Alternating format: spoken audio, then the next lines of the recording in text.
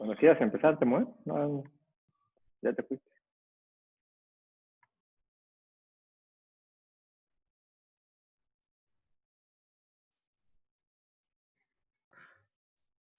Se durmió el Temo.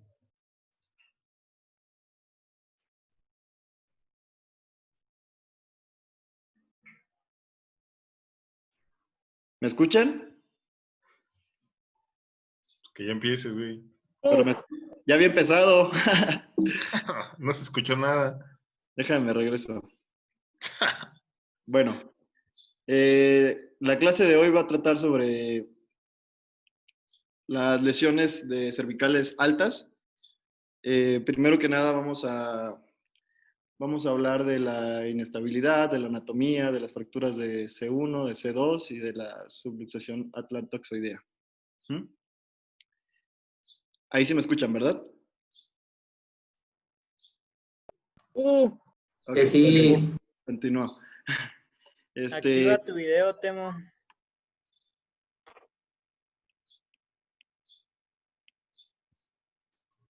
No. Voy, pues no puedo, dame un segundo. ¿Listo? Sí. ¿Me ven y me escuchan ahora sí?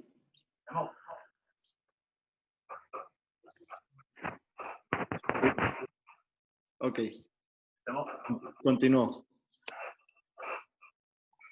Bien, el primer dibujo habla de las vértebras cervicales. Va a constar, el área cervical va a estar conformada por 7 vértebras. C1, C2, C3, C4, C5, C6 y C7. La C1, C2 y C7 se consideran vértebras atípicas. De C3 a C6 se van a considerar vértebras típicas. Lo que va a ser diferente principalmente a C7 es que es una vértebra mucho más prominente comparada con el resto de las otras vértebras. Y C1 y C2 más adelante los vamos a hablar más específicamente, ¿no? Primero que nada, el arco posterior, perdón, el atlas es la vértebra C1. Esta va a estar compuesta por un arco posterior en el cual vamos a observar el tubérculo posterior.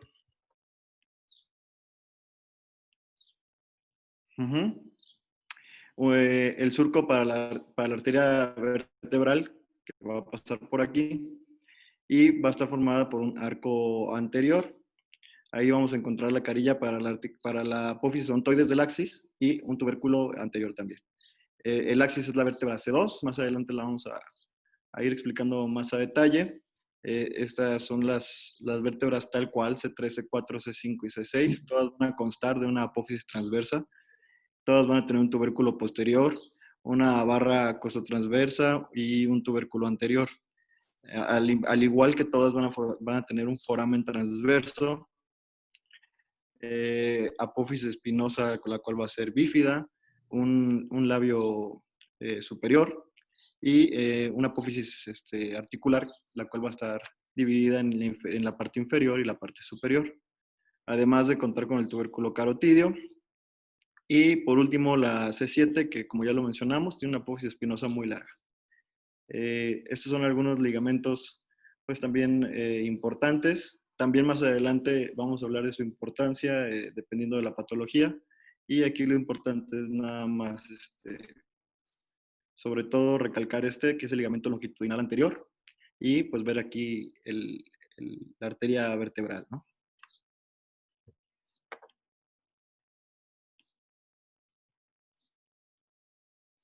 Bueno, en cuanto a la anatomía del atlas, que es la vértebra cervical número 1, es importante decir que esta carece de cuerpo vertebral. Presenta dos grandes masas laterales que constituyen dos únicas articulaciones de carga entre la base del cráneo y la columna vertebral. La membrana tectoria y los ligamentos alares de la misma, que ahorita son estos de aquí, van a ser los que le van a dar la estabilidad cráneo-cervical en condiciones fisiológicas. Es importante mencionar que el 50% de la flexión y la extensión totales del cuerpo las va a realizar entre el occipital y C2. entre C1 y C2 ajá, de C1 y C2, perdón. Y el 25% de la articulación occipital C1 y C2. Bueno, el axis es la segunda vértebra cervical y su cuerpo es de mayor tamaño de todas las vértebras cervicales. Esta va a contener la apófisis odontoides, que aquí la vemos, y el ligamento transverso del atlas, que es una banda horizontal del ligamento cruciforme. Va a pasar por esta zona. Ahorita en otra diapositiva la vamos a ver mejor. También es importante los ligamentos alares, ya que estos le van a dar estabilidad secundaria a la articulación atlactoxoidea. El 50% de la rotación cervical se va a producir en la articulación C1 C2. Y bueno, los segmentos de C3 a C7 se van a dividir en 3 columnas, que ahorita en un momento vamos a mencionar. Este es el ligamento transverso,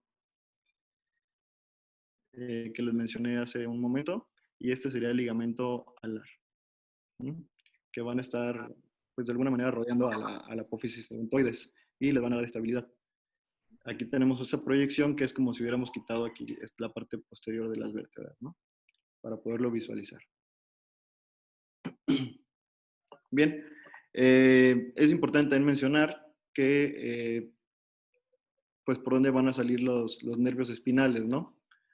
Aquí vemos, por ejemplo, los niveles C1, C2, C3, C4, C5, C6 y C7.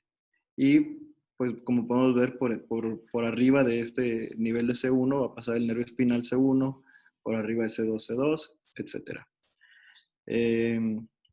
Otra cosa que es importante resaltar es la estructura anatómica interna de la columna vertebral. Entonces, en su parte interna podemos ver la médula espinal, la cual va a estar cubierta por la pia madre. Después vamos a tener el espacio subaracnoideo. Se va a continuar con la aracnoides y la dura madre. Esto que vemos aquí es un ganglio espinal y estos son ramos o raíces nerviosas, la posterior y la anterior.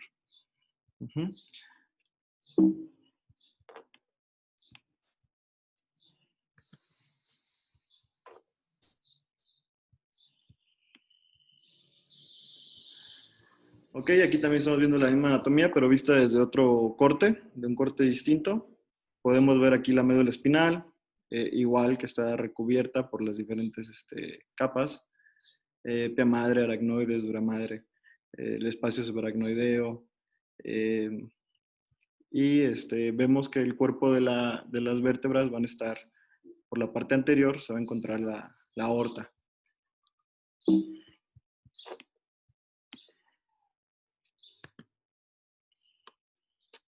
Bien, en cuanto a la irrigación, pues lo que va a estar irrigando las arterias nacen directamente de las arterias vertebrales o indirectamente de las arterias cerebelosas posterior-inferiores para luego descender por la parte posterolateral de la médula espinal y van a dar las raíces que van a irrigar el tercio posterior de la sustancia medular. Aquí podemos ver la arteria cerebelosa y aquí vemos cómo descienden a través de los agujeros.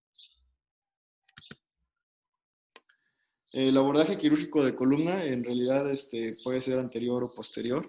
El posterior suele ser más habitual. Ahorita, más adelante, vamos a ver los abordajes de acuerdo a las cirugías que vamos a mencionar el día de hoy.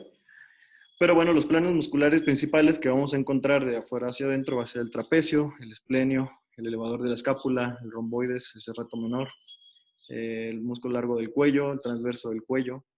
Después va a estar el recto mayor, el recto menor, el oblicuo mayor, oblicuo inferior, el oblicuo superior y el transverso espinoso. Vamos a empezar hablando ya en sí del tema de hoy, que son lesiones cervicales altas. Vamos a mencionar primero un poquito de epidemiología. Es importante mencionar que estas son secundarias a traumatismos de alta energía y suelen suceder por accidentes de tráfico, el 45% de los mismos, los cuales van a ser más común este tipo de por accidentes de tráfico va a ser más común en jóvenes. También pueden ser por caídas de grandes alturas o no tan grandes, en caso de los ancianos, como lo menciona ahí. Y eso va a dar un 20% aproximadamente.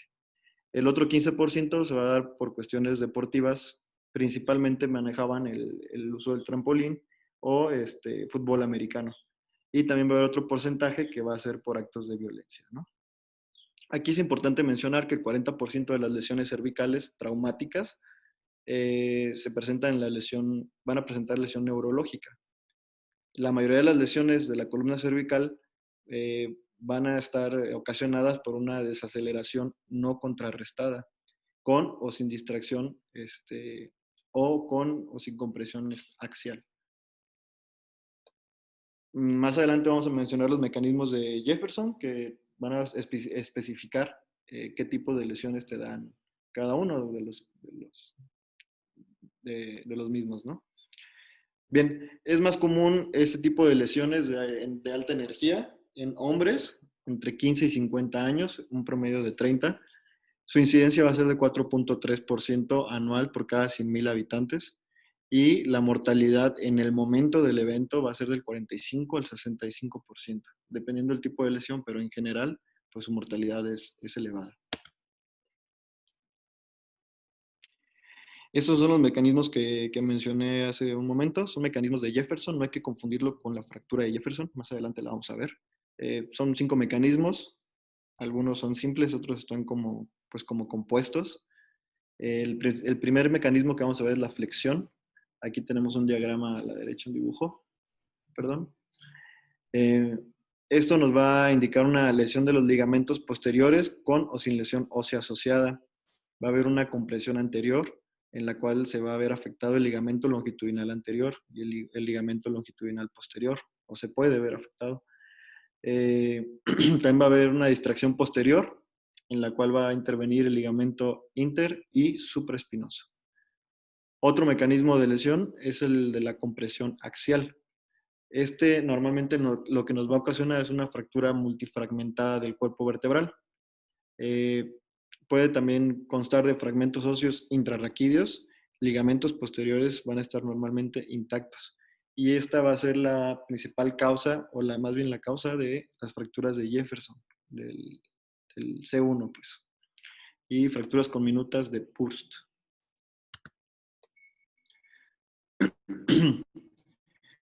El siguiente mecanismo es un compuesto entre flexión y compresión axial. Este nos puede dar 3 tipos de fracturas principales. La fractura en cuña, que esta se va a dividir en 2 de acuerdo al nivel de aplastamiento que tenga. Si es menor del 50% o puede ser mayor al 50%. En el caso de la que es menor a este porcentaje, puede tener elementos óseos y ligamentosos posteriores íntegros. Y la que es mayor al 50%, va a haber lesión de estos ligamentos posteriores con o sin fractura del arco posterior. La fractura por estallamiento, que también se considera secundaria al mecanismo de acción de flexión-compresión axial, va a constar de fragmentos óseos que están invadiendo el canal y hay lesión de los ligamentos posteriores y fractura del arco posterior. Otro sería el de flexión-rotación.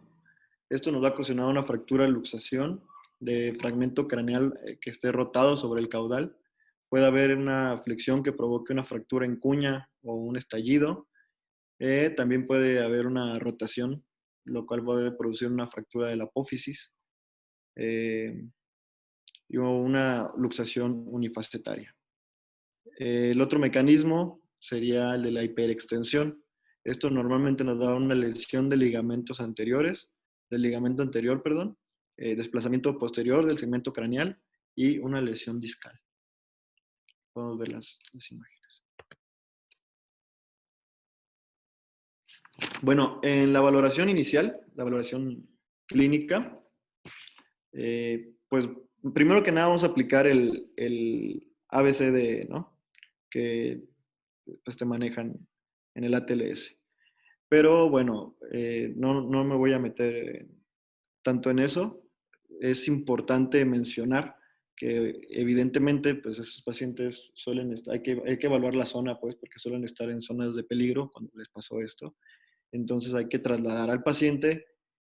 Normalmente, pues, evidentemente no se les puede hacer nada en el sitio, nada que los vaya, pues, a beneficiar, ¿no? Más que nada en ese momento lo que uno va a tratar es de mantener las condiciones estables para que el paciente llegue lo más estable posible a donde se le pueda atender adecuadamente, un centro adecuado. Si el paciente está consciente, es importante realizar la anamnesis y la exploración física. Si el paciente no cuenta con conciencia, bueno, en un par de bibliografías que leí decía que hay que manejarlo como una lesión medular. Ahora sí que hasta que lo demostremos, ¿no? Podemos sospechar de la misma si hay respiración abdominal, si hay una flexión en extensión inferior o si vemos priapismo. Pero eso meramente es una sospecha. Bueno, para hablar de criterios de inestabilidad, aquí cité dos autores. El primero es Nicole. Te dice que la desviación raquídea secundaria que provoca dolor, signos neurológicos o deformidad se le va a conocer como inestabilidad. Y el otro es de Waiden Panjabi, que nos habla de la incapacidad de la columna para soportar solicitudes fisiológicas sin que cause dolor, alteración neurológica o deformidad. Obviamente hay criterios, en un momento los voy a mencionar. Es importante siempre en una lesión cervical pedir proyecciones de columna cervical. Básicamente la más importante, no quiere decir que sea la única, pero la más importante siempre va a ser la lateral, ya que la proyección lateral va a detectar el 85% de las lesiones. También es necesario ver la articulación occipito-atloidea y las 7 vértebras cervicales, incluyendo la unión cervicotorácica, que muchas veces pues toman mal las radiografías cervicales y podemos ver a partir de C1 a C5 y bueno, eso nos podría llevar a cometer errores en nuestro diagnóstico, ¿no?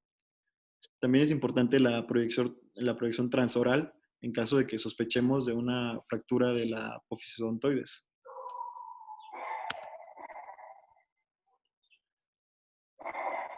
Bueno, para hablar de estabilidad o de inestabilidad, también va a ser importante la clasificación de Dennis, que fue la que les había mencionado ayer.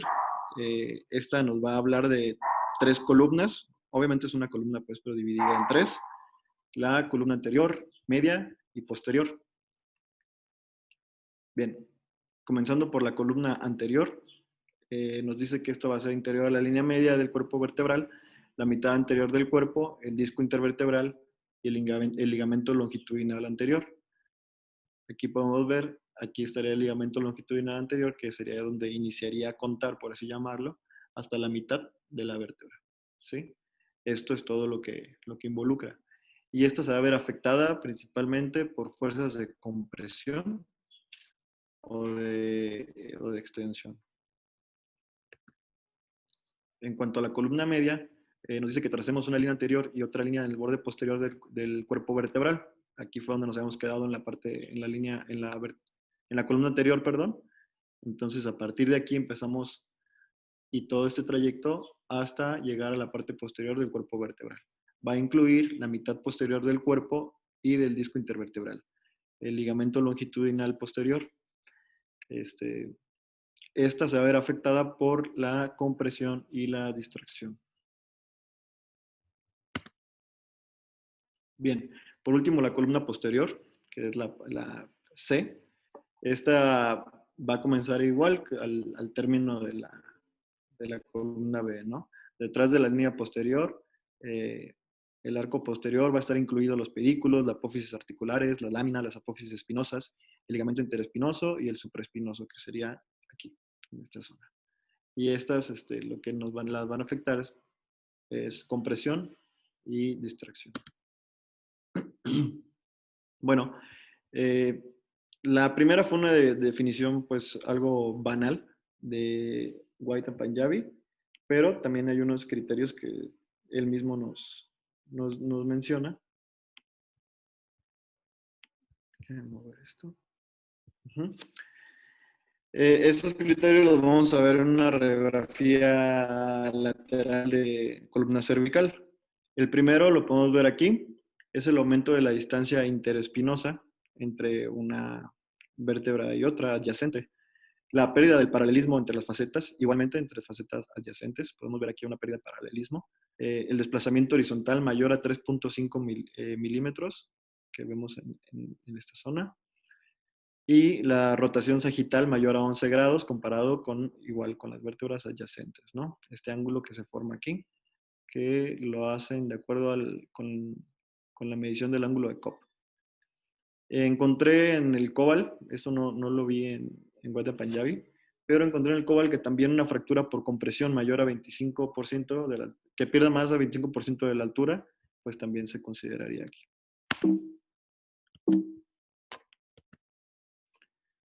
Bueno, el manejo inicial va a depender del lugar del accidente, pero independientemente de dónde estemos, pues siempre hay que tratar de, más bien siempre hay que realizar una estabilización externa de la columna cervical, ya sea con un collarín Filadelfia o con algún sistema de tracción. Y pues el tratamiento médico, como ya lo mencionamos hace algunas diapositivas, nos hablaba de que consideráramos que el paciente tiene lesión medular, hasta no demostrar lo contrario, en caso de que el paciente esté inconsciente. Y bueno, el doctor Antonio nos había mencionado sobre este algoritmo de medicamentos, que hay que utilizar la metilprednisolona por 24 horas. En la primera hora vamos a dar 30 miligramos por kilogramo de peso y posterior a ese bolo, vamos, hay que estar dando 5.4 miligramos por kilogramo de peso las 23 horas consecutivas. Este es un halo de tracción, el cual nos menciona que también se puede utilizar para provocar una tracción. Hay que dar 2.5 kilogramos por cada nivel lesionado de la columna cervical. Pero pues, es más habitual encontrar un collarín rígido, ¿no? Tipo Filadelfia. Bien, indicaciones quirúrgicas va a haber absolutas y relativas. Las absolutas van a ser aquellas en las cuales podamos encontrar lesión medular incompleta o que sea progresiva o que tenga un fallo del manejo inicial. Y las relativas sería una lesión medular completa de deformidad e inestabilidad postraumática y politraumatizado, pues hay que darle un manejo hospitalario, ¿no? Dependiendo de sus lesiones. En cuanto al pronóstico, pues si existe lesión neurológica, algún tipo de lesión raquídea, no es muy buen pronóstico. Y si existe más del 50% de estenosis, esto nos va a hablar de que el 85% de estos pacientes que tengan más del 50% de estenosis van a tener una lesión neurológica. Para hacer los abordajes existen dos vías, la anterior y la posterior. La anterior es poco traumática, nos ayuda a una descompresión más rápida y tiene un menor índice de complicaciones neurológicas. En cuanto a la posterior, va a haber una mejor reducción en caso de que exista una luxación de la misma. La laminectomía es más amplia y a pesar de que la fijación es menos estable, pero pues esto tiene un mayor índice de complicaciones neurológicas, ¿no? Bien, en cuanto a las lesiones del complejo occipital C1 y C2, aquí de lo que la vulnerabilidad, va a ser por un gran brazo de palanca ejercido entre la parte superior por el cráneo y la libertad de movimientos que tiene la unión cráneo-cervical.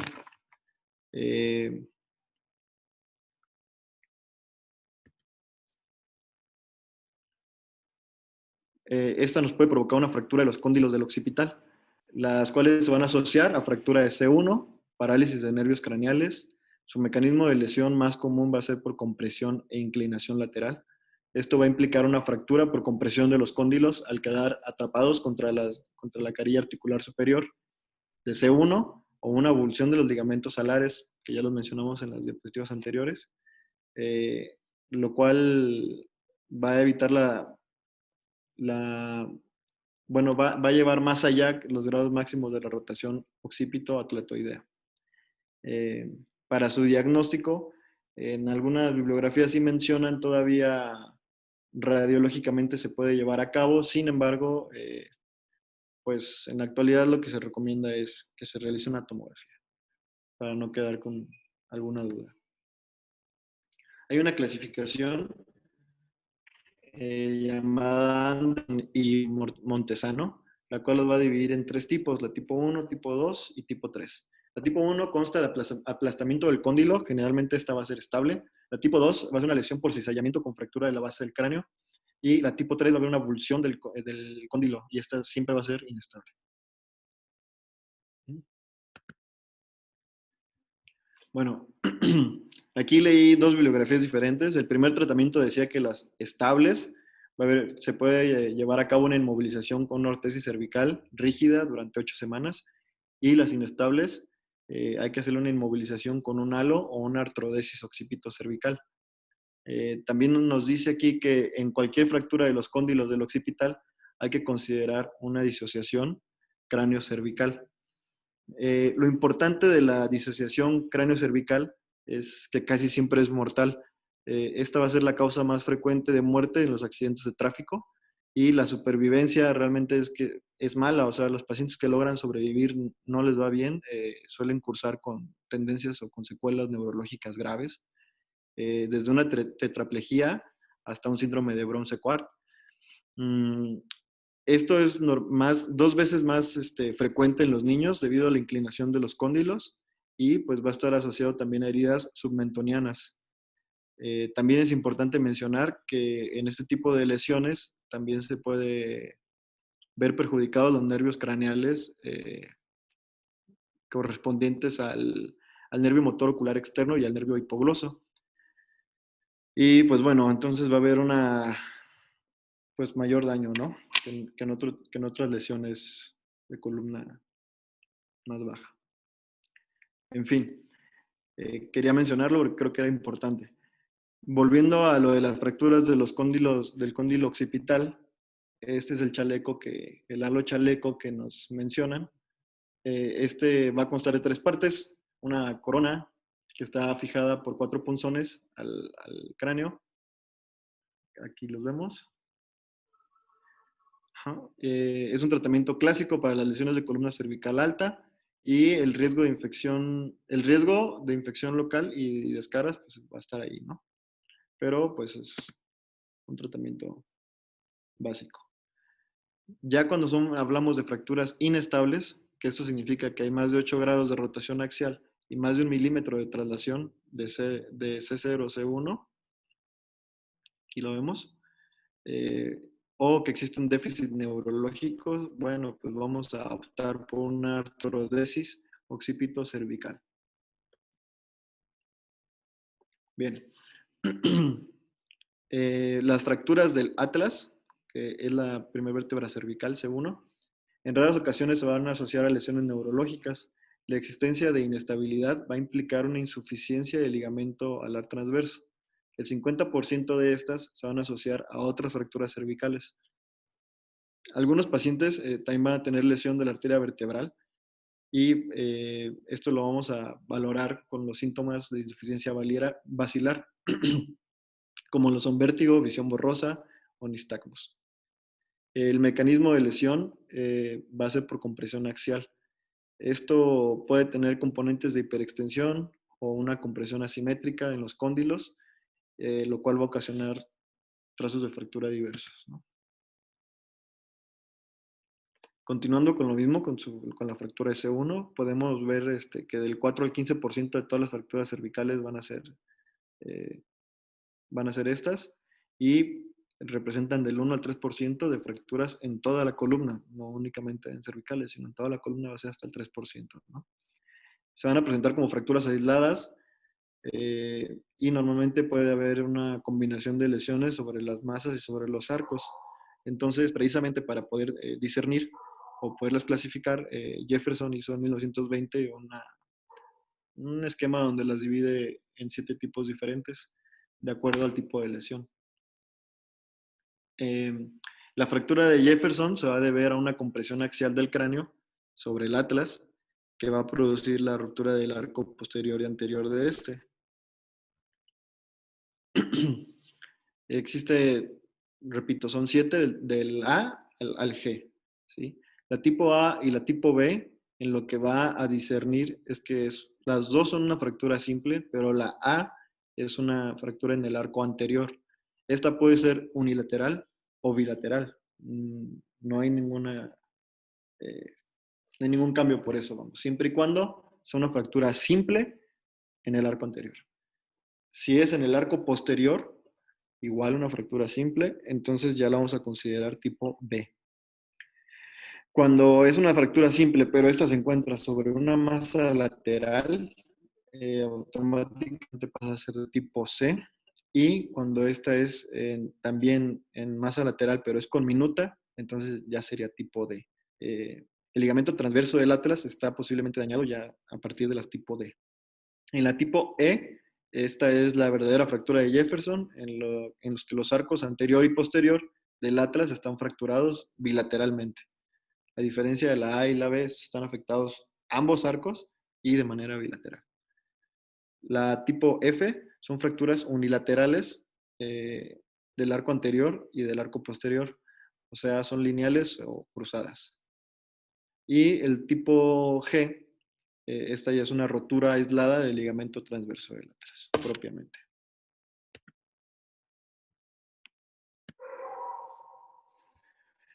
Bueno, el tratamiento va a depender del desplazamiento que exista en las lesiones. Si hay un desplazamiento mínimo, se puede utilizar el collarín Filadelfia por 10 a 12 semanas aproximadamente. Si el desplazamiento es menor a 5 milímetros, se puede utilizar un halo de jacket, o sea, la tracción pues con este, y hay que realizar controles seriados con tomografía. Si el desplazamiento es mayor a 5 milímetros, se tiene que hacer una tracción con el halo hasta formar un callo y se debe utilizar el halo de jacket hasta conseguir la consolidación. Bien, si hay una rotura del ligamento transverso, lo cual pues menciona la bibliografía que es muy rara, pero a pesar de que es rara, pues es mortal, ¿no? Esta va a ocurrir en personas de 50 a 60 años. El mecanismo de lesión va a ser una flexión forzada. Su clínica, pues realmente mencionaba que podría ser muy inespecífica, que podría ir desde un dolor cervical hasta una afección neurológica con una lesión medular completa, ¿no? O sea, depende qué tan severo esté el cuadro, pero realmente podría pasar aparentemente desapercibido, simplemente mencionar que le duele mucho el cuello, como cuando llegan con contracturas musculares a nivel cervical. Para llegar a un diagnóstico certero, también es necesaria la tomografía o la resonancia magnética. Sí mencionaban también algunos criterios radiológicos, pero decían que pues, con la tecnología que ha llegado en esta época, lo recomendable es que se realicen estos estudios. En la TAC vamos a ver un fragmento avulsionado en la masa lateral y en la resonancia magnética se puede observar pues, tal cual la rotura, ¿no? Bien, el tratamiento va a ser contracción y inmovilización con halo de chaleco. En caso de que haya avulsión, hasta observar una consolidación ósea. Si no hay una avulsión, normalmente son de 6 a 8 semanas. En algunos casos va a ser necesario la artrodesis C1 y C2. Esto es cuando haya roturas de ligamentos, el ligamento transverso, siempre y cuando no haya avulsión ósea. Si hay inestabilidades crónicas, también hay que hacer la artrodesis. Y si el dolor es persistente posterior al tratamiento inicial, con la tracción, también es una indicación de realizar la artrodesis.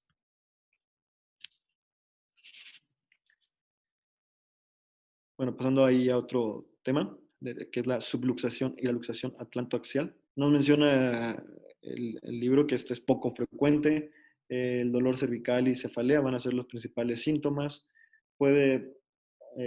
Podemos confundirla con una tortícolis y va a tener síntomas de insuficiencia vértebro-basilar, como ya los dijimos, el nistagmo, náuseas, mareo. El mecanismo de lesión más frecuente va a ser la flexoextensión con componente rotatorio. Los rayos X va a ser importante solicitar una lateral para poder ver la apófisis espinosa rotada. Y pues también es importante para descartar, pedir una transoral. Aquí te mencionaban como el estudio, pues como el gol estándar, la TAC dinámica. Esta va a clasificarse con la clasificación de Fielding y la va a dividir en cuatro tipos. Encontré también por ahí en otra bibliografía un quinto. La quinta ya te habla de una luxación franca, aunque menciona que es sumamente rara. La que encontré en otras dos hablaban de tipo 1, 2, 3 y 4. La 1 te habla de que la apófisis odontoides va a estar en el centro de rotación y va a tener un intervalo atlas dental menor a 3 milímetros. Y el ligamento transverso va a estar íntegro. Esta va a ocurrir, es el 47% de los casos, pues es la más común. La tipo 2, la carilla articular contralateral como centro de rotación va a tener un intervalo dental, atlas dental, perdón, menor a 5 milímetros.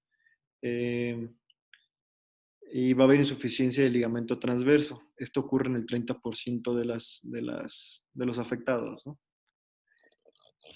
Aquí es importante mencionar que en los niños va a ser diferente.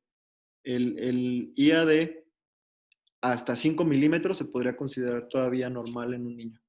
En un adulto no. Bien, el tipo 3 va a haber una subluxación anterior de ambas articulaciones y el IAD va a ser mayor a 5 milímetros. Va a haber insuficiencia de los ligamentos transversos y de los ligamentos alares, que son los que mencionamos al principio, que son los que están posteriores a la apófisis odontoides, ¿no? La tipo 4 también nos menciona que es muy rara y esta nos habla de una subluxación posterior de ambas articulaciones. Y bueno, la 5 ya la mencionamos, que es una luxación franca. También se le conoce como Levine y Edwards. El tratamiento para ese tipo de lesiones va a ser una tracción cervical en decúbito supino. Posterior a que se haga esa tracción cervical en decúbito supino, se van a realizar ejercicios activos de rango de movilidad durante las primeras 24 a 48 horas. Una vez que también ya se hayan llevado a cabo estos ejercicios, vamos a inmovilizar con una ortesis de forma ambulatoria. Y posterior a que hayamos inmovilizado ya con una ortesis, nuevamente vamos a empezar con ejercicios activos de rango de movilidad hasta que el paciente recupere su movilidad, prácticamente por completo, ¿no? O lo más que se pueda lograr. También hay una indicación de una artrodesis posterior de C1 o C2. Esta se va a llevar a cabo en raras ocasiones cuando exista deformidad rotatoria fija con síntomas mantenidos o haya una pérdida de la movilidad importante, ¿no? Bien, pasando a las fracturas del axis, que corresponde a cervical C2, vamos a dividir en dos tipos de fracturas, principalmente las fracturas del arco posterior, que se conocen como la fractura del ahorcado, y las fracturas de la apófisis odontoides.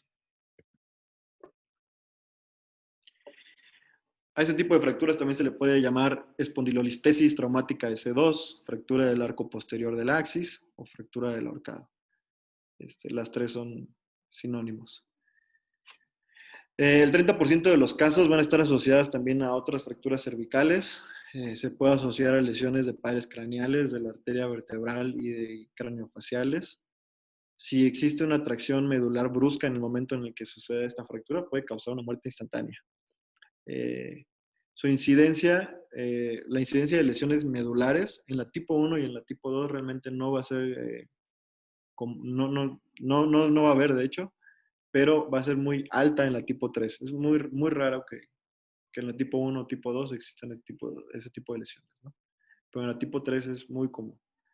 El mecanismo de lesión va a ser por accidentes de tráfico, caídas en flexión, extensión, con carga axial. Va a estar asociado a distintos grados de lesión del disco intervertebral. También es importante mencionar que la fractura del ahorcado es una lesión por hiperextensión y distracción, en la cual el paciente puede sufrir una fractura bilateral de los pedículos con una disrupción completa del disco y de los ligamentos situados en C2 y C3. Bien, para esto tenemos una clasificación que se llama clasificación de Effendi. También la va a dividir en tipo 1, tipo 2, tipo 2A y tipo 3. La tipo 1, aquí, bueno, para diferenciarla, de tipo 1 no va a haber angulación ni desplazamiento. esta es relativamente estable y lo que la distingue más es que el disco está intacto. Esto va a corresponder al 29% de las fracturas de este tipo, ¿no? El tipo 2, la angulación va a ser mayor a 15 grados o va a haber desplazamiento más de 3 milímetros. Estas van a ser inestables, va a haber rotura del disco C2 y C3 y esta va a ser la más frecuente de todas. Y la tipo 3 es rara, ya involucra la parte anterior, es inestable, hay una luxación franca y es con la que con mayor frecuencia se asocia a lesión medular, como ya lo mencionó, por lo mismo, ¿no? De la zona de afectación. Su angulación va a ser mayor a 15 grados y va a estar asociada a una luxación de C2, C3. Aquí podemos ver. Bien, el tratamiento va a depender de acuerdo al tipo, si es el tipo 1, si es el tipo 2 o si es el tipo 3. La tipo 1 va a requerir una ortesis cervical rígida, la cual va a utilizar por 6 semanas. La tipo 2 requerirá de un halo cefálico durante al menos 6 semanas y va a tener o va a requerir controles radiográficos seriados para ir viendo cómo evoluciona, ¿no? Y la tipo 3 se va a realizar una tracción inicial mediante el halo y se puede hacer una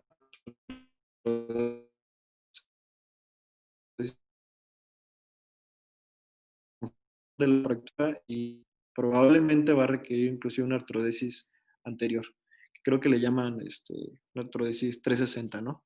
En la cual van a, a realizar dos abordajes, tanto por la vía posterior como por la vía anterior.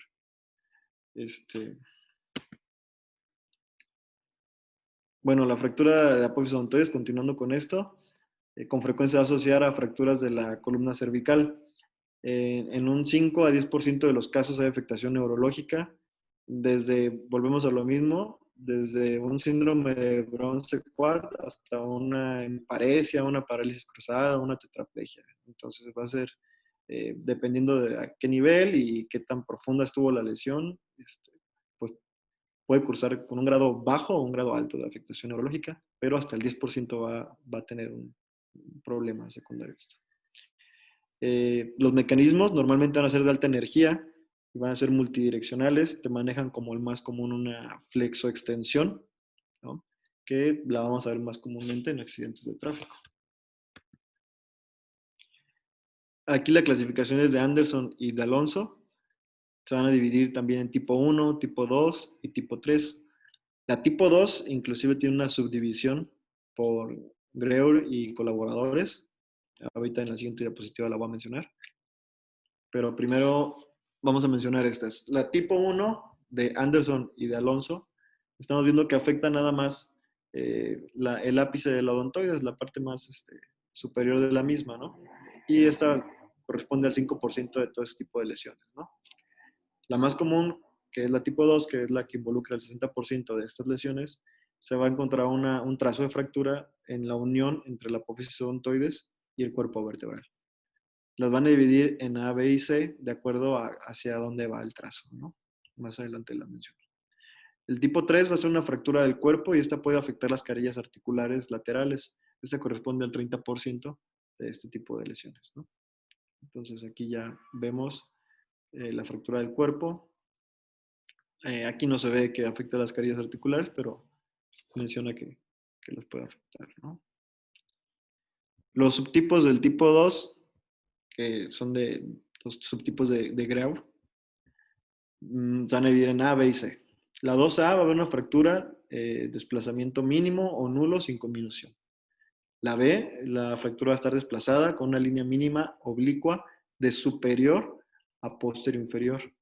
Y la 2C es una fractura desplazada que va de antero inferior a posterior superior. Entonces, realmente aquí la diferencia es entre B y C, de dónde se origina y hacia dónde va el trazo, ¿no?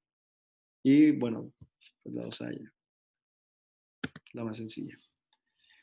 En cuanto a la tipo 1, el tratamiento nos menciona que normalmente tiene un buen pronóstico. Se puede manejar con ortesis cervical o con collarín cervical. Esta es la menos frecuente, pero pues bueno, como está estable, pues, es la de mejor pronóstico, ¿no? La tipo 2 está muy controvertida porque hay falta de periósteo y falta de hueso esponjoso en esa zona. Hay una presencia de una divisoria de vascularización. Entonces, esto nos va a causar una alta incidencia de pseudoartrosis, hasta en un 36% de los pacientes. Estas son las de peor pronóstico de las tres. Los factores de riesgo van a ser que el paciente sea mayor de 50 años, que haya un desplazamiento mayor a 5 milímetros o que haya un desplazamiento posterior. Esta puede necesitar de una fijación mediante un tornillo o artrodesis posterior en C1 y C2. Aquí lo estamos viendo. El tratamiento conservador va a consistir en la inmovilización con halo. La tipo 2B va a ser susceptible a una fijación anterior con tornillos y la tipo 2C no va a ser susceptible a la misma. Bueno, la tipo 3, el tratamiento esta hay una alta probabilidad de consolidación mediante la inmovilización. Con halo va a ser debido a que esta parte del hueso tiene un lecho esponjoso en el foco de fractura. Entonces aquí se utilizaría el halo jacket por 8 a 10 semanas y de las tres, estas son las de mejor pronóstico. De la tipo 1, 2 y 3, esta es la de mejor pronóstico. Bueno, aquí quiero aclarar, voy a hablar de técnicas quirúrgicas posteriores. Ya no estoy hablando específicamente de la fractura de la apófisis odontoides, ya dejé atrás eso. En cuanto a las técnicas quirúrgicas posteriores, vamos a tener artrodesis, occipito cervical, utilización de placas atornilladas, va a haber otras con sistemas más rígidos y seguros que las técnicas con hilos metálicos, y la cabeza del paciente se va a fijar a un cabezal de Mayfield. Son estas. Colocación con el cabezal de Mayfield en posición dorsal ligeramente inclinada hacia adelante después de verificar que no hay fractura de cráneo. Es fundamental recordar que la posición en la que se fija la cabeza va a determinar la orientación de la mirada en el posoperatorio. Debe realizarse una fijación occipito-cervical que produzca una mirada horizontal o ligeramente descendente. Aquí nos hablan de un ángulo que va a estar dado por la línea de McGregor y el platillo inferior. Aquí estamos, esta es la línea de McGregor, que abarca desde el maxilar superior, pasa por debajo del agujero magno y sobre C1, ¿no? Y la parte inferior va a ser el platillo inferior de C2. Esto nos tiene que formar un ángulo entre 0 y 30 grados. Bien, según Pascal y Mosellart, debe tener una longitud mínima de 7 milímetros. La placa occipital prolongada por vástagos se va a unir en la columna cervical baja mediante tornillos poliaxiales, articulares y posteriores. El cerclaje C1, C2 nos va a hablar de técnicas de cerclajes metálicos, que van a ser, que esto nos dice que es el método histórico de las artrodesis posteriores atlantoaxiales. Hay dos métodos pues, más reconocidos, que es el método de Galli y el método de Brooks. El método de Galli va a consistir en un cerclaje sublaminar en C1 que va a rodear la apófisis espinosa de C2. Ahorita les muestro la imagen. Y el de Brooks va a ser un cerclaje mediante hilo metálico sublaminar del nivel C1 a C2. Entonces, básicamente ahí el cambio es en el material, ¿no? La ventaja de los hilos es que son más flexibles y el hilo más flexibles que el titanio, perdón, y son menos neuroagresivos, ¿no? Este es el cerclaje de Galli. Aquí podemos ver. Y esta es una proyección lateral de cervicales. El mismo. Las artrodesis transarticular de C1 y C2 de Mager se describieron en 1987. Estas se van a llevar a cabo con un tornillo transfacetario C1, C2. El paciente se va a colocar en decúbito dorsal, inclinado hacia adelante con un cabezal de Mayfield. La artrodesis transarticular de Mergel con cerclaje de Brooks. Aquí estamos viendo, el cerclaje de Brooks fue el que mencionamos hace un momento, con el hilo. Y aquí está los tornillos de la artrodesis transarticular, ¿no? Se va a acceder a la apófisis articular posterior por la parte posterior C1, C2 y se va a resecar la cápsula y se realiza el revivimiento de la superficie con una cureta cervical. El punto de entrada se va a situar en la muela lateral de C2, 3 milímetros en sentido craneal y 2 milímetros en sentido lateral, respecto al borde inferomedial de la apófisis articular inferior de C2. La dirección cráneo-caudal se va a guiar mediante la fluoroscopía en el plano sagital. Esta debe ser monocortical porque la carótida interna está justo delante del arco anterior de C1 y pues bueno, podría sufrir algunas consecuencias. O puede tener el paciente secundario lo mismo, algún tipo de sintomatología posterior, ¿no? Se van a utilizar tornillos canulados de rosca parcial y autorroscantes. El injerto óseo suele realizarse entre el arco posterior de C1 y C2 con un injerto ilíaco y va a ir encastrado mediante un cerclaje metálico. Otra es la artrodesis de C1-C2 de Harms. Esta va a utilizar un tornillo en las masas laterales de C1. Se va a poner al paciente en decúbito dorsal inclinado hacia adelante y el punto de entrada va a ser la masa lateral de C1. El tornillo se va a dirigir 10 grados en sentido medial y 20 grados en sentido craneal, o sea, hacia arriba y hacia adentro vamos, ¿no? El tornillo pedicular de C2 tiene un punto de entrada que va a estar situado en el cuadrante craneal y medial de la superficie posterior del istmo de C2. Su dirección, va a ser a 20-30 grados en sentido craneal y medial, igual, hacia arriba y hacia adentro, ¿no? Los vástagos son curvos para obtener un pequeño grado de lordosis que nos apoye con esta técnica. Bien, el injerto del hueso autólogo va a proceder del producto local de la descorticación. Puede aplicarse en los arcos posteriores o incluso en la superficie articular atlantoaxial, después de su revivimiento. La dificultad principal de esto va a ser que el tornillo articular en el macizo de C1, o sea, introducirlo, y la disección de los plexos venosos y del nervio de Arnold, que aquí lo podemos ver, los plexos venosos, el nervio de Arnold y pues la arteria también, ¿no? Una disección superióstica es de mejor garantía contra las lesiones de los plexos venosos. El uso de gasas va a ser preferible a la microcoagulación, por lo mismo, de la cercanía que hay con la arteria vertebral, ya que esa va a estar muy cerca de la cara lateral del macizo articular de C1 y pues corre el riesgo ahí de que le demos un llegue, ¿no? Bien, dice que es muy importante que tomemos una TAC preoperatoria. Esto va a ser indispensable precisamente para eso, para valorar exactamente dónde está la arteria vertebral y para prever la longitud y la dirección de los tornillos.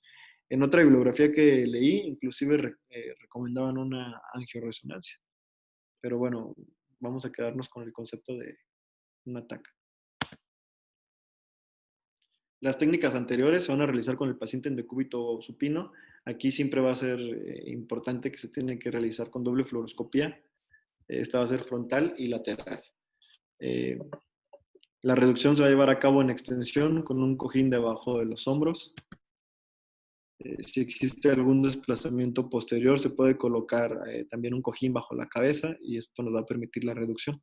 Se va a realizar una cervicotomía alta centrada entre el disco C2 y C3 y se va a realizar una cuña antero-superior del cuerpo de C3 con un osteotomo, lo cual nos va a permitir un punto de entrada inferior y posterior al cuerpo de C2.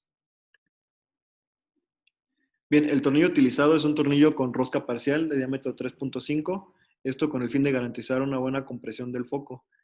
Algunos cirujanos inclusive ponen un segundo tornillo. Nos dicen aquí que en caso de que el cirujano pues prefiera esta técnica de poner un segundo tornillo, este debe ser de rosca completa. Y bueno, esta técnica puede provocar a veces una fusión anterior entre C2 y C3, que suele tolerarse bien y no va a provocar ninguna consecuencia clínica. Podemos ver un solo tornillo, ¿no? Bien, el atornillado transarticular C1 o C2, anterior y ascendente, este está propuesto por Bacaró, por su vía, por la vía preesternocleidomastoidea y retrofaringia. Para esto sí va a ser necesario una mesa radiotransparente, que era, creo que la que mencionaba la vez pasada el doctor Ugalde con el doctor Sergio Hernández. El punto de entrada se va a situar bajo el labio inferior y va a estar apuntando hacia la interlínea C1, C2. Va a ser 5 milímetros lateralmente a la base de la apófisis odontoides. Bien, el trayecto que asciende en una orientación superolateral de 25 grados va a estar pasando por el medio de las apófisis articulares. Aquí podemos ver 25 grados y en medio de las apófisis, ¿no? Va a estar controlado con el fluoroscopio y la longitud promedio de este va a ser entre 15 y 20 milímetros. Aquí podemos ver mejor la angulación. Bueno, hay otra vía que es la vía transoral. Esta está propuesta por René Lewis. Esta va a requerir una incisión en la pared laringea. También va a ser necesario contar con un separador de Crocart y también es vital que tenga una valoración por otorrinolaringología y estomatología y buscar alguna enfermedad infecciosa, ya que pues la vía, por el simple hecho de entrar por ahí, pues va a haber una alta incidencia, ¿no? De que se nos pudiera infectar en caso de que la faringe o algún medio adyacente esté con algún tipo de infección. Para esto va a ser necesario al menos una incisión de 25 milímetros. Aquí vemos, este es un separador de lengua, y aquí vemos cómo están entrando por esta vía transoral, ¿no? El paciente se coloca en decúbito dorsal con la cabeza en extensión. La cabeza se va a apoyar sobre un cojín de gel y los ojos se van a proteger. Se le va a colocar el separador autoestático de tipo Crocart y a continuación se va a fijar el depresor lingual que les mencioné. Bien, obviamente por esta vía, la transoral, pues nos va a estorbar la úvula, ¿no? Entonces, dice que no hay problema, que la fijemos con un hilo de sutura y que podemos infiltrar la mucosa con lidocaína y adrenalina. El tubérculo anterior del atlas se va a palpar aquí y pues ya con el intensificador de imágenes ya vamos a corroborar su ubicación y pues se llevará a cabo la cirugía, ¿no? La mucosa faríngea se incide 4 a 5 centímetros llegando al disco intervertebral de C2 y C3. Es donde vamos a entrar. La pared faríngea posterior y los músculos paravertebrales se van a alegrar en el sentido lateral hasta las masas laterales. Goel describió esta técnica para la colocación de una placa en T y para el manejo de la pseudoartrosis odontoidea. Realmente utilicé muchísimas bibliografías, de hecho algunas diferían, pero pues creo que sí mencioné la más importante de las que se complementaban o las que no estaban, que estaban un poco distintas. Y pues bueno, finalmente los dejo con esta frase y ya sería todo de mi parte.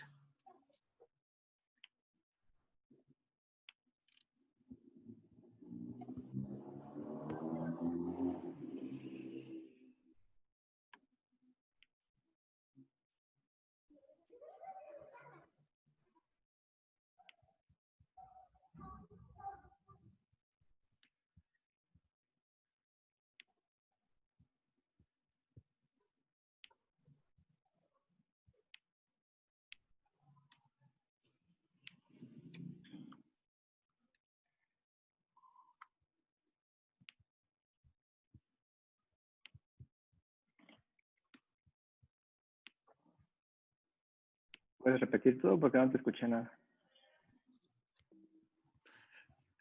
Va. Ahora sí creo que te estaba fallando tu internet toda la semana. Ya te creo. Ah, ¿ya me cree? De repente te escuchabas lento. O te estallaba la pastilla, mira. No, ninguna pastilla. Bien. Pues está completo. Te metiste a lo mejor un poquito más en el tema también de mañana. El tema era un poquito más corto para que hicieras lo de columna cervical alta, pero bueno, pero está bien. Está bien, está bien. Está creo que completo. Varias de las clasificaciones y los epónimos o los nombres que les dan a las fracturas son importantes, son las que les van a estar preguntando en el examen de la Salle. Bien, preguntas, niños. R2 y R1. Bueno, R3 también y R4 tienen preguntas. Adelante. No se conectó el doctor Urban, ¿verdad? Que ya lo extrañas, ¿ok?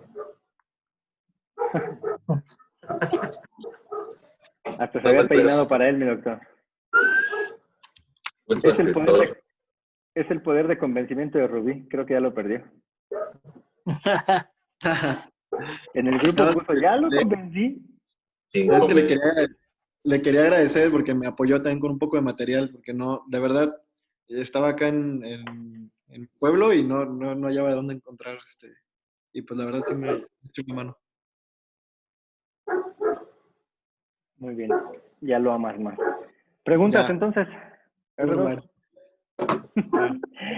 Madre e hijo. Yo sí tengo. Sí.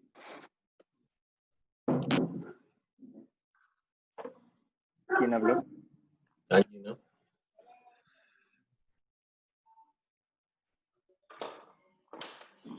Te escuchamos, Dani.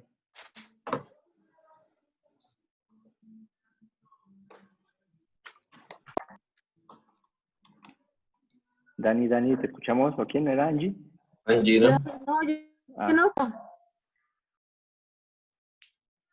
dale, Angie, entonces te escuchamos. Ya, ya. Perdón. Es que, ay, perdón, me agité. Es que Temito creo que hablaba acerca de criterios de estabilidad y decía acerca del sistema de columna de Dennis. Yo en algún momento encontré justamente el artículo original de Dennis y únicamente habla de este sistema de columnas como nada más para valorar justamente la estabilidad en la región toracolumbar, pero no sé si sí esté bien en ese sentido o no.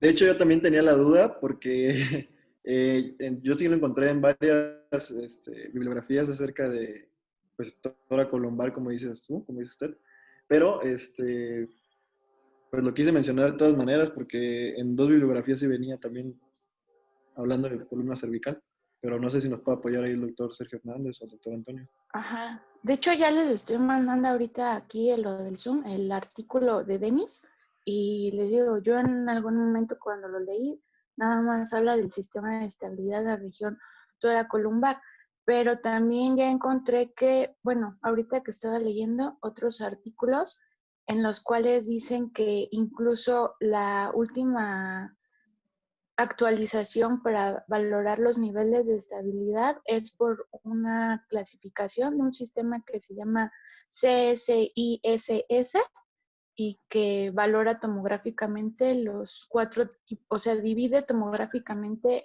a la columna en 4 columnas, por así decirlo, y de acuerdo a la ruptura o mejor dicho, debido a la pérdida de los ligamentos de los componentes capsuloligamentarios es como se valora lo de la estabilidad, pero no sé bien. Es que esto sí se me hace un poco complicado todavía de columna. Yo le doy la palabra al doctor Sergio Hernández. Gracias.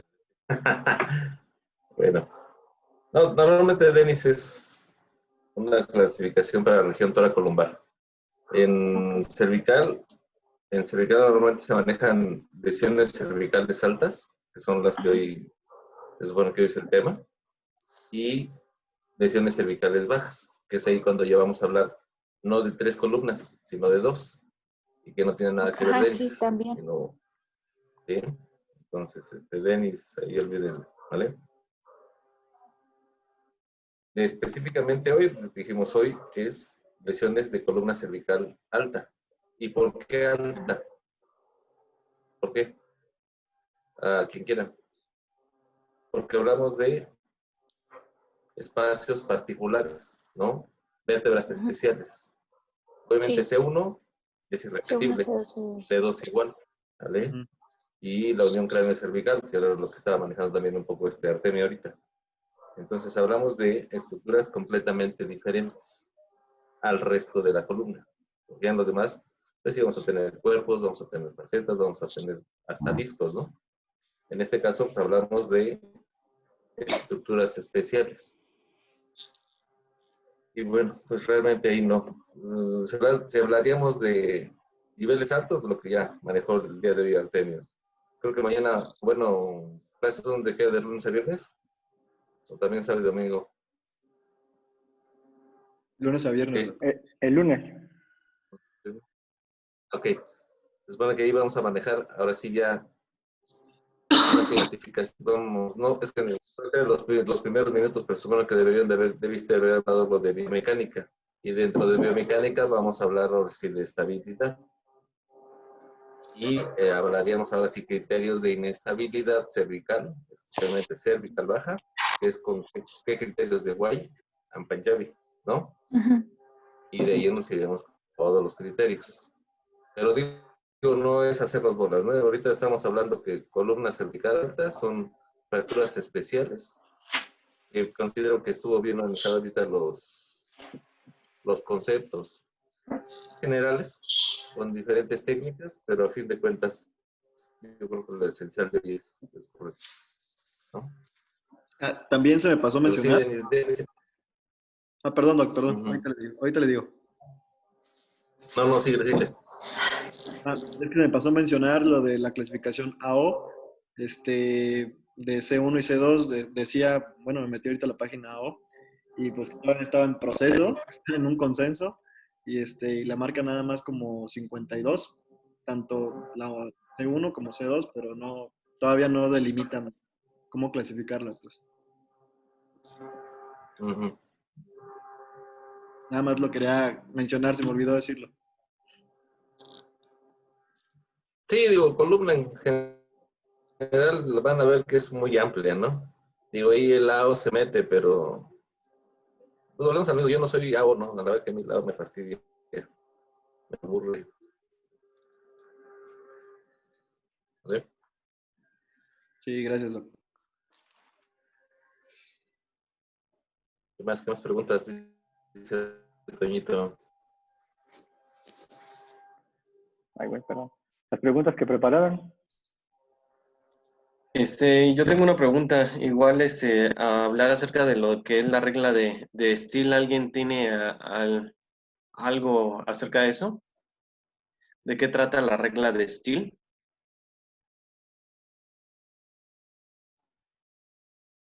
Temo,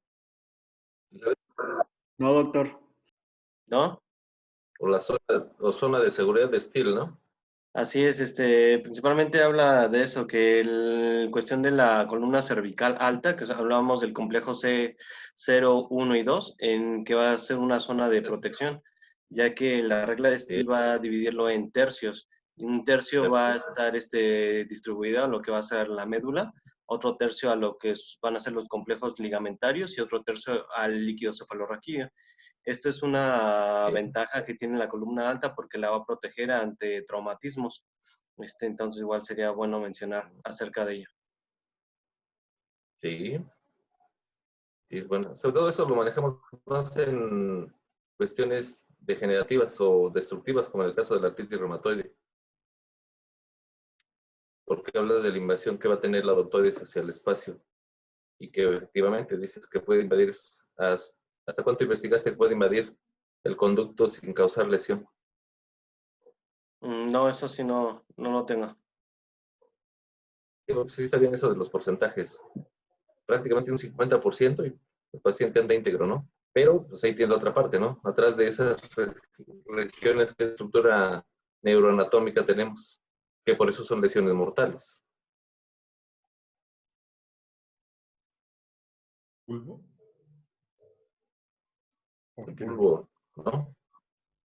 Y por eso, digo, las que son lesiones donde hay lesiones graves, la gente se muere, ¿no?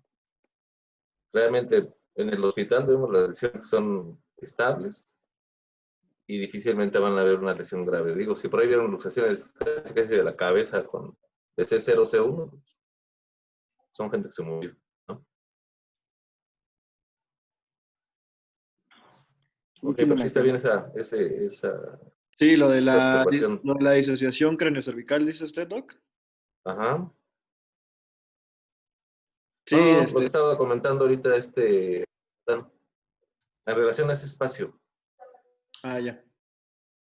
prácticamente la unión cráneo cervical, o zona de seguridad de Steele.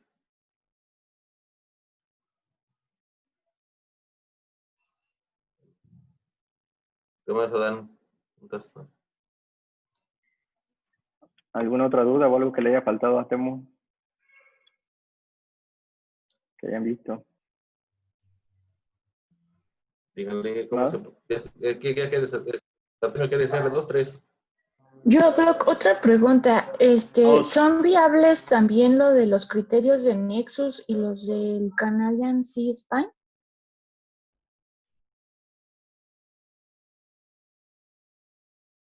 ¿Cuáles son? Es que había visto que son guías que determinan el uso de imágenes, de estudios radiográficos para los pacientes que tienen o se sospecha de una lesión cervical, pero no sé, porque no los había leído antes. Sí, es que digo que como bien dice Toño, hay tanto homónimo que sacan que pues, hay que irse con reserva, ¿no? Decía Temo que ahorita, no, pues ahorita la tecnología, pues ya nos vamos directo a tomografías y resonancias, pero no siempre las tiene, ¿no? Pues siempre hay que partir desde radiografías simples, ¿no? Sí, digo, no había revisado esa clasificación que acabas de mencionar.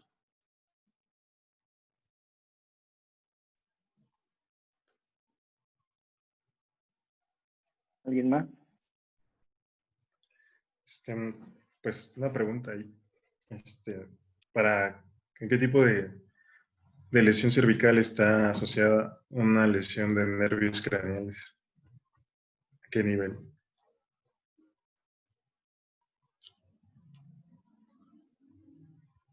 Dani. Pedro. ¿Alguien? ¿A nivel de C1, C2? De C1. Sí, de C1. Ok.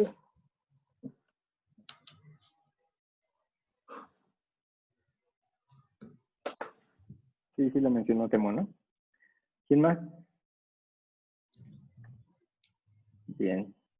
Si no, pues vámonos con los artículos. Igual, así como los veo, David,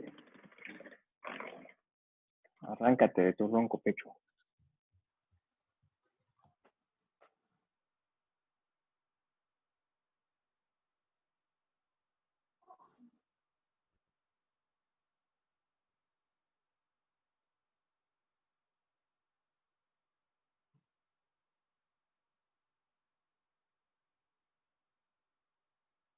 ¿Me escuchan? No te escuchaba, pero ya escuché el sí me escuchan. Ok. Yo revisé 2 artículos. Un artículo es el análisis de 111 pacientes que fueron tratados, por fracturas cervicales. Esto fue en el Hospital Lomas Verdes y se realizó desde marzo del 2009 hasta el 2014.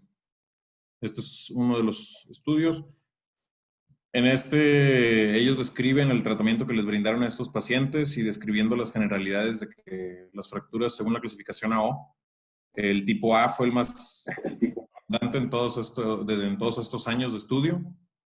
Los segmentos más afectados fueron C5 y C6, y C6 y C7, siendo los principalmente afectados. Refieren ellos que en los tratamientos que les dieron a los pacientes, el principal tratamiento fue quirúrgico en todos los pacientes.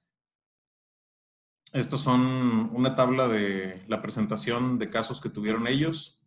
Como mencionaba, C5 y C6 fue el más prevalente de todos. y referían en su estudio que en base a otros artículos y estudios previos que se habían revisado por el autor, se considera de la columna cervical, considerando desde C1 hasta C7, también en la literatura mundial, que C5 y C6 generalmente es la fractura más prevalente. En estos pacientes, el 88% eran hombres y el 12% eran mujeres. Y de todos los tipos, como mencionaba, el tipo A fue el más predominante. Las causas de accidente en automóvil fue la causa más común. Secundaria fue caídas de altura y accidentes en motocicleta. Referente a esto, ellos mencionaban que el tratamiento principal que ellos hacían, por aquí viene, en las lesiones subaxiales,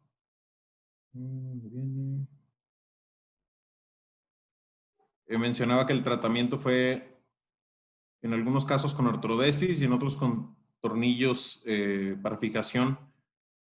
En este referían que en muchos casos se terminó realizando un abordaje 360 de la columna en tiempos diferidos del tratamiento quirúrgico. Y pues a mí me llamaba la atención la prevalencia de la fractura de C5 y C6 como la más frecuente.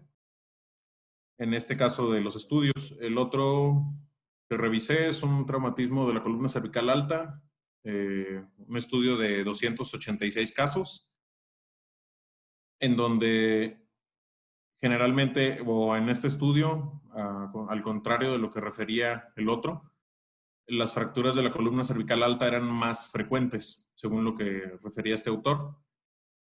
La indicación quirúrgica para todos estos pacientes o el tratamiento que se les brindó a estos pacientes era con el fin de liberar los elementos radículo-medulares atrapados, alinear los segmentos vertebrales mediante la tracción con compás o con halo con manipulación o cirugía, y la estabilización vertebral por vía anterior o posterior o con abordajes 360.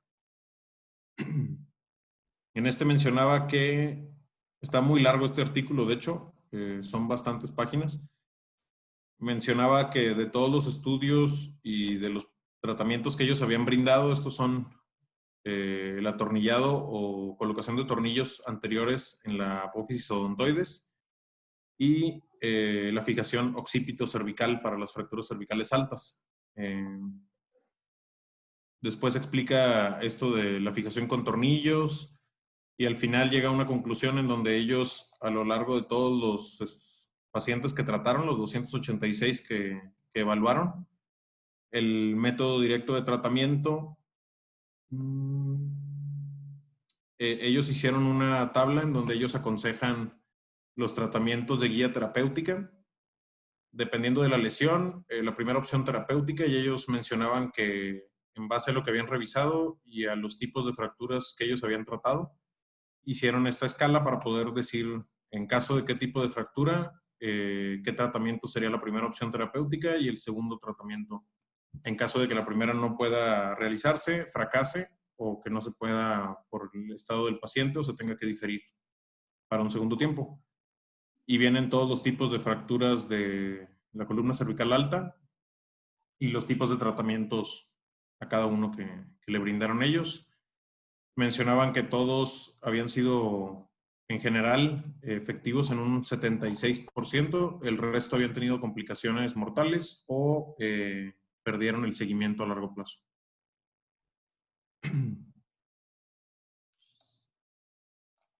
No sé si alguien tenga alguna duda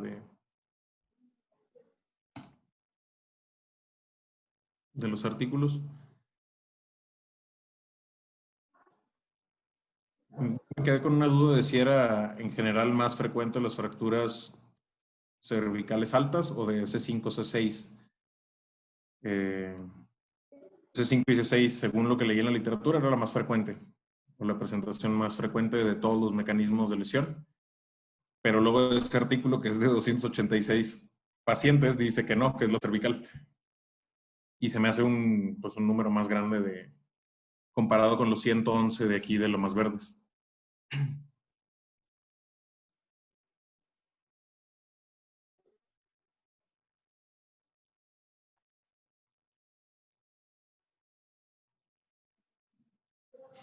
¿Sí me escucharon o capaz sí ni se escuchó lo que dije? Sí, sí se escuchó. ¿Quién está hablando? Y no, es que nos hablen. Nos dejaste reflexionando, Micho.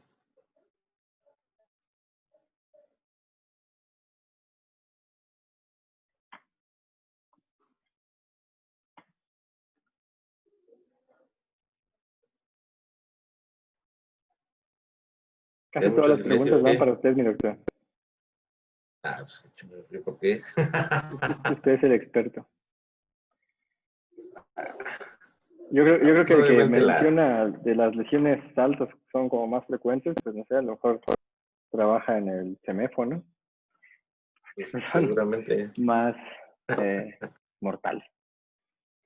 Por eso el doctor por eso Pues, hacía mención de que no vemos a lo mejor tantas tan altas porque pues no llegan, no van a llegar. Y las que llegan pues están sí, estables no. todavía. Pues simplemente ahí en el hospital, digo, no somos un hospital tanto de trauma, ¿no? O no las Pero lo vemos. más frecuente sí. Los ¿Mande? mandamos a Maxilo. No las vemos. Si no, No tienen si nada. no saben, la niña Rubí ya habló, ya brincó la Rubí.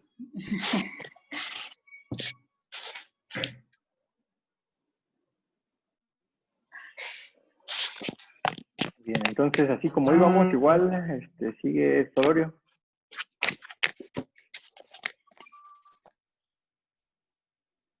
Mi artículo, ¿ya se está compartiendo mi pantalla? Está dormido.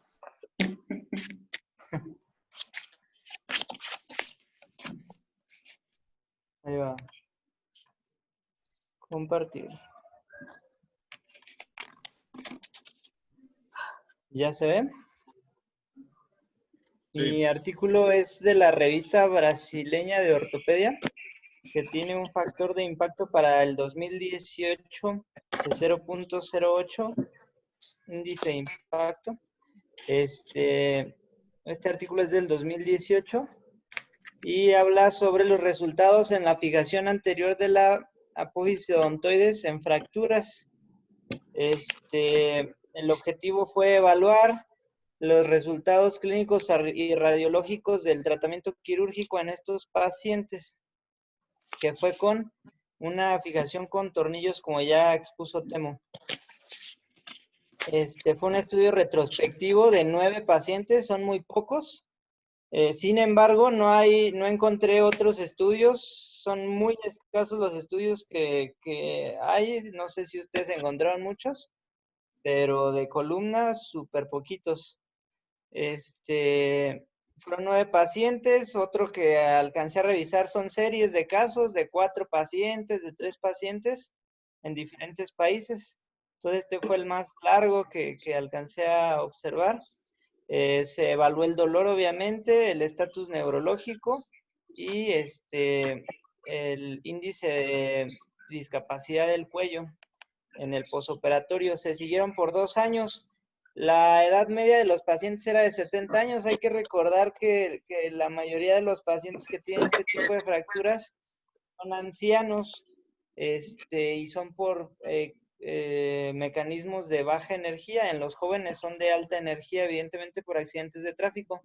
Estos 9 pacientes, todos eran ancianos y todos tenían una clasificación de tipo 2B, de Grauer, que significa que tienen o sea, que está inestable la fractura en anteroposterior y desplazado el fragmento hacia posterior. Entonces dice que el promedio del tiempo operado fue de 7 días y todos en el estado prequirúrgico se encontraban con un ASIA o Frankel Score de E, o sea que estaban neurológicamente estables, excepto uno que tenía lesión motora completa.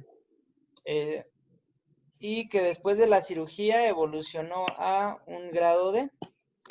Entonces, en el posoperatorio, el dolor que presentaban los pacientes era 2 de 10 en la escala análoga del dolor y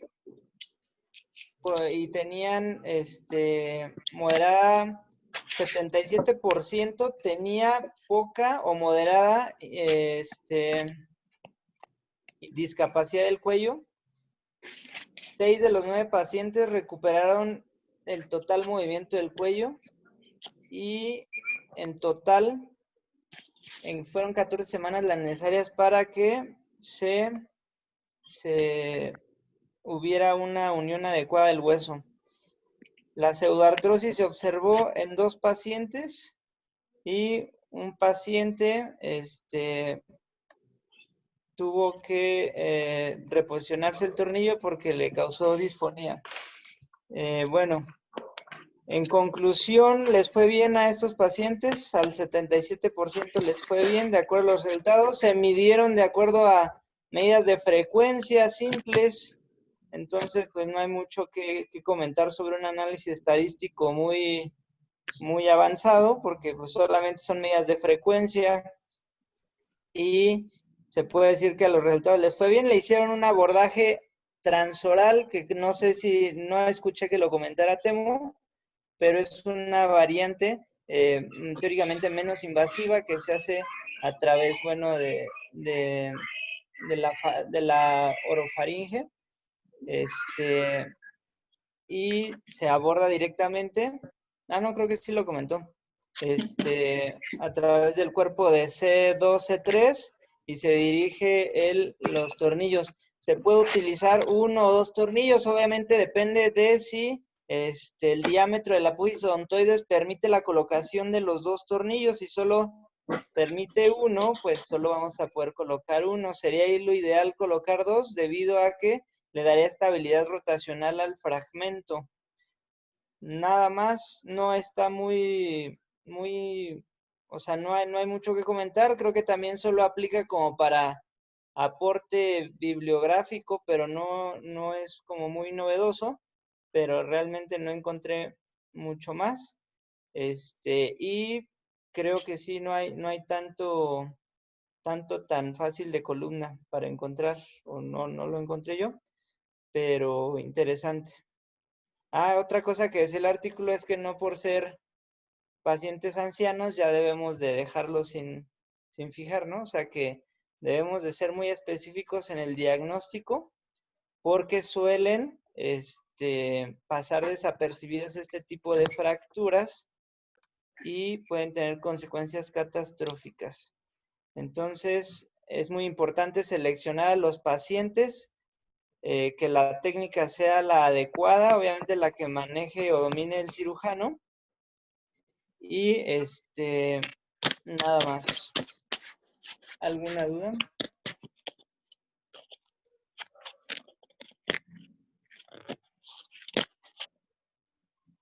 No, yo creo que como repaso de las fracturas, digo, sí lo menciono, la parte de lo que veas, de lo que comentaste, lo mencionó Temo. Como repaso, está bien. Bien, ¿puedes dejar de compartir?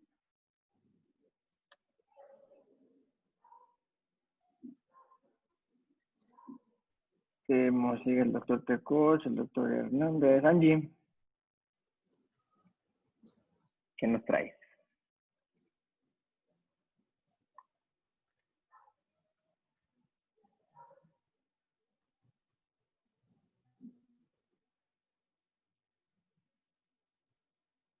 Ya se durmió.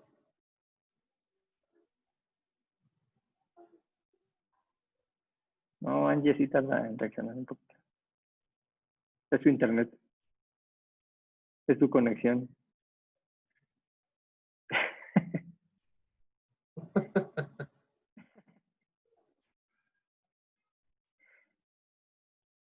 La vieja confiable de no activar el micrófono. Su conexión neuronal. ¿Ya? ¿Sí? Ya. Perdónenme la vida. Bueno, este es un estudio de Cortes en el que habla acerca de los resultados clínicos de los manejos de las fracturas facetarias cervicales con tratamientos conservadores. Bueno, en este estudio realmente hicieron la toma de la muestra desde el año 2007 hasta el 2014, en el que tenían pacientes con fracturas facetarias. Incluyeron pacientes que tuvieran fracturas unilaterales, que tuvieran fracturas simples, fracturas comminutas, o que fueran pacientes víctimas de politrauma, en los cuales no se afectara el tipo de tratamiento para este tipo de lesiones. Hablan acerca de que tenían 1,500 pacientes, de los cuales 134 fueron pacientes que incluyeron dentro de su protocolo como criterios de inclusión, en los cuales, déjenme, me ubico. Ok, 21 tenían fracturas facetarias y de las cuales, es que mejoran las tablitas. Ok. De su población, 21 pacientes fueron tratados quirúrgicamente y 56 pacientes fueron tratados no quirúrgicamente con éxito, y 11 pacientes que trataron de manera no quirúrgica con el uso de collarín, tuvieron después falla, por la cual tuvieron nuevamente que intervenir quirúrgicamente a estos pacientes. Uno de los criterios que ellos establecían para determinar el grado de complejidad acerca de los mismos pacientes, se menciona que es la escala que les comenté, la NC. Ay, es que esa la tuve que buscar en otro lado. Está la CSISS. Entonces, esas fueron las escalas que ellos utilizaron de acuerdo a los estudios tomográficos.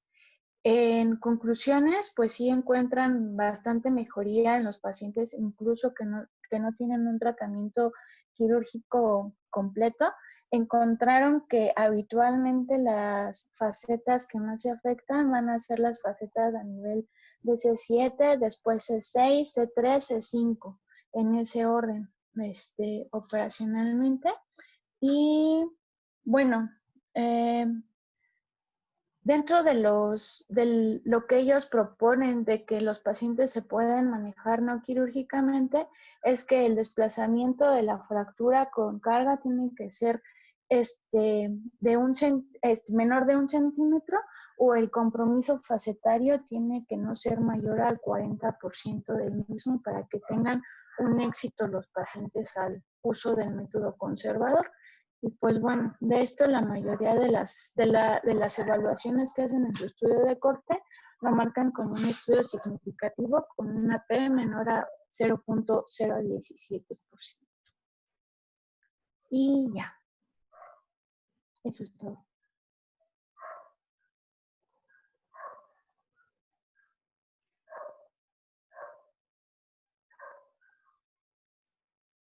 ¿Alguna duda para Angie de su artículo? ¿Algún agregado? ¿No? ¿Rubí?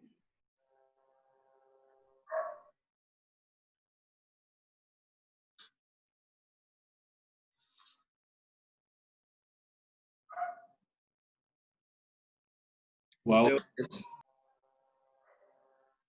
El viejo truco de no activar el micrófono. Que quiero ver si les puedo compartir, pero es que no sé cómo hacerlo en el iPad. ¡Ah!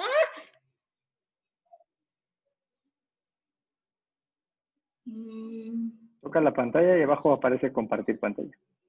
Pero dice, pero es que estoy en el iPad y me sale pantalla, fotos, iCloud, Microsoft OneDrive. Donde dice fotos, duda. No, ¿qué tal que salen cosas que no pueden ver? Ahí presiónale. Donde dice pack. ¿Cómo le hago? Compartir pantalla. Bueno, si tienes abierto el artículo, compartir pantalla, y se van a abrir varias pantallas, lo que tengas abierto, las ventanas que tengas abiertas, y ya seleccionas la que quieras compartir. Okay.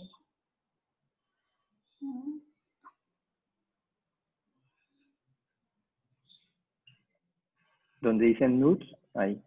No, ay, no. Mírenme.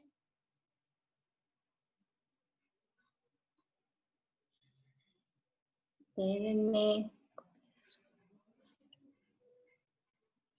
A ver, ¿ya lo ven? Sí, ok. Sí. Bueno, este es... ¿Sí lo ven? Sí. Sí. Ok, este es un artículo de la fijación percutánea por técnica mínima invasiva unilateral de las fracturas del ahorcado, usando neuronavegación y fluoroscopía intraoperatoria. Usualmente este tipo de fracturas se tratan con collarín, con la aloinmovilización, o también se pueden realizar artrodesis. Sin embargo, estos tratamientos, por ejemplo, el uso del halo, tiene que ser hasta por 12 semanas, lo que puede llevar a complicaciones como infecciones en los pines, úlceras por presión, incluso dice que hasta neumonías por transpiración. Obviamente, que el tratamiento va a ser muy prolongado. También estos pacientes dice que tienen mucho dolor y que tienen un uso prolongado de opioides. En estos pacientes se les realizó, como les digo, la colocación de tornillos transpediculares con el uso de la neuronavegación y la fluoroscopía. Se colocaron los pacientes en prono y con ayuda del cabezal de Mayfield para realizar la tracción adecuada, se realizó un abordaje posterolateral de cada faceta dirigido hacia anterolateral a través del pedículo y después hacia la fractura. Se les realizó incisiones de 1.5 centímetros, se colocó un Kirchner y posterior a esto un tornillo. Dependiendo de los pacientes, se utilizaron tornillos hasta de 30 a 35 milímetros de longitud por 4 milímetros del tamaño del tornillo. Estos pacientes, aquí está un ejemplo, en la figura A, B y C podemos ver la fractura y cómo se colocó el tornillo en la E, G y cómo quedó. En la I y en la J es una tomografía de control 3 meses después. Refieren que estos pacientes tuvieron una mejoría inmediata del dolor, se dieron de alta a los 2 días postquirúrgicos, tuvieron una movilización temprana y no necesitaron utilizar collarín. A diferencia de los pacientes que se tratan con, por ejemplo, el halo o el collarín o la artrodesis, pues la artrodesis son abordajes que usualmente son muy grandes, que tienen alto riesgo de pérdida sanguínea, podemos lesionar algunas otras estructuras, como puede haber lesión del nervio facial, de la carótida, y este tipo de tratamientos, también los que no son con este tornillo percutáneo, pueden llevar a limitación del movimiento rotacional del cuello. Entonces, estos pacientes que se trataron con este tornillo tuvieron una muy buena movilidad, no tienen nada de limitación para el movimiento, no tenían nada de dolor, y a los 3 meses que se les hizo la tomografía del control, ya había consolidado adecuadamente el trazo. Entonces, lo único pues es que utilizaron el neuronavegador, y pues no sé si aquí en México tenga alguien un neuronavegador. Este es otro ejemplo, otro caso. En este caso, este paciente tenía fractura de los 2 lados, pero solo se colocó un tornillo, fue unilateral, y aún así consolidó adecuadamente la fractura. Entonces, pues me pareció interesante. No sé qué, dicen que el tiempo de cirugía fue de 20 a 35 minutos y pues a los pacientes les fue muy bien. Es otro tipo de tratamiento que se puede utilizar en estos pacientes. También que el uso del halo inmovilizador no es para todos los pacientes. Por ejemplo, si tienen lesiones torácicas, así, pues, o son pacientes muy viejitos que no van a tolerar el usarlo las 12 semanas, pues podemos pensar en otro tipo de tratamientos en ellos.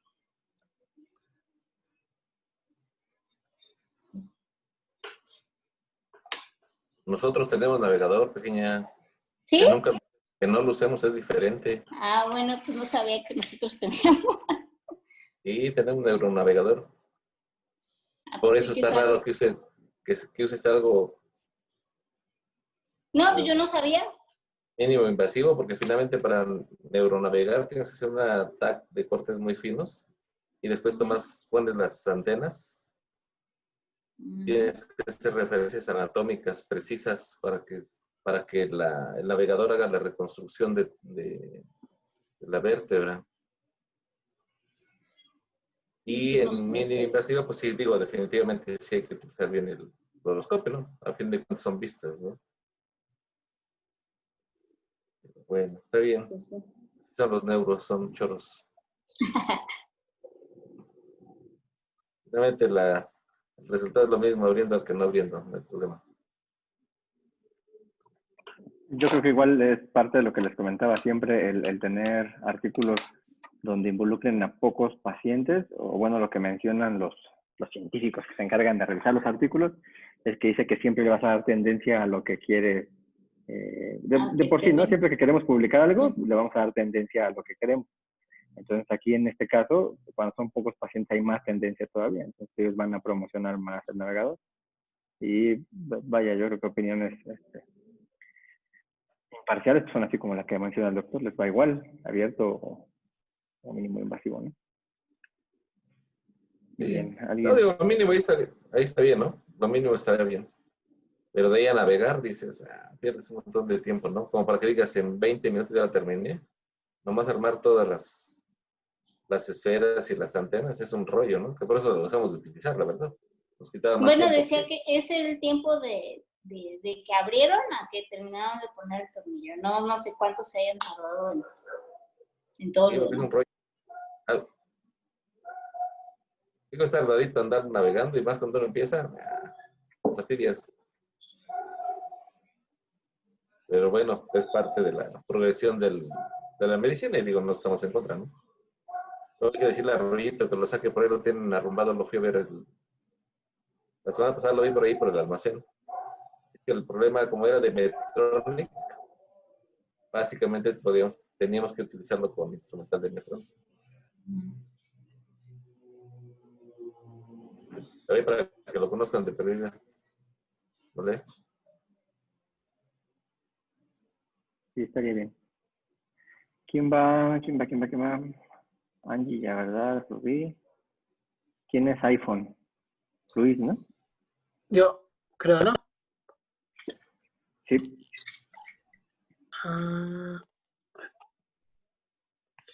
¿Ahí lo ven?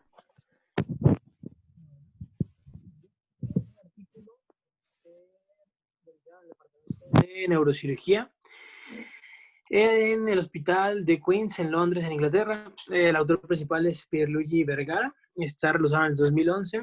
Es un estudio retrospectivo. Fue una revisión de expedientes y estudios radiográficos entre 1991 y 2010. Las revisiones fueron a los pacientes 2 años de posoperados. El artículo se llama C1-C2, posterior en inestabilidad atlantoxoidea, si es mejor 2 o 4 tornillos. Se dividieron en 2 grupos, fueron 123 pacientes que fueron comparando 2 técnicas de fijación que mencionó Temo. El primer grupo, que eran 47 pacientes, fue con la técnica de ARMS, que son los tornillos transpediculares pediculares y varillas. Y el segundo grupo, ¿sí me escucho, verdad? Sí. El segundo grupo, 76 pacientes con la técnica de Mayer, que son los tornillos transarticulares para la fijación. En los resultados básicos, no hubo diferencias significativas en la duración de la cirugía, la pérdida sanguínea, el dolor postoperatorio y el tiempo de hospitalización. Entonces, menciona que las 2 opciones son efectivas para la estabilización del complejo atlantoaxial, pero la técnica de ARMS parece ser más segura al tener menos complicaciones y ha demostrado una fijación duradera. En el grupo de ARMS se mostró una complicación de 2.1% comparado contra el 21% en complicaciones en general, con una P significativa de menor a 0.05. Como mencionamos ayer con el doc, lo de la P es entre más cerca de 0.05 es más confiable, y esto está evaluando una hipótesis nula. Y la complicación más frecuente fue la lesión de la arteria vertebral, 2.1 para la técnica de ARMS y 13.1 para la de Mager, igual con P de 0.05. Y tuvo más rupturas también de tornillo, la técnica de Mayer que la de Arms. Entonces, en realidad dicen que las dos son buenas opciones, pero es un poco más segura la técnica de Arms en cuanto a complicaciones en general.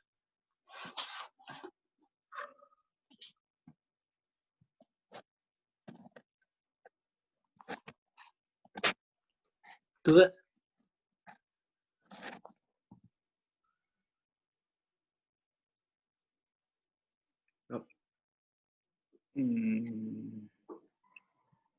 No sé, tendría que leerlo. Pero la P, cuando es mayor a 0.05, aumentas el riesgo a más del 5% de que falle lo que tu hipótesis quiere demostrar. Ajá, de que no sea... las posibilidades de que eso se presente son menos. Exacto. Y menor al 0.05, pues habla de que la Habla que es posibilidad mejor. es mucho menor más. de fallar tu hipótesis, ¿no? Ujú.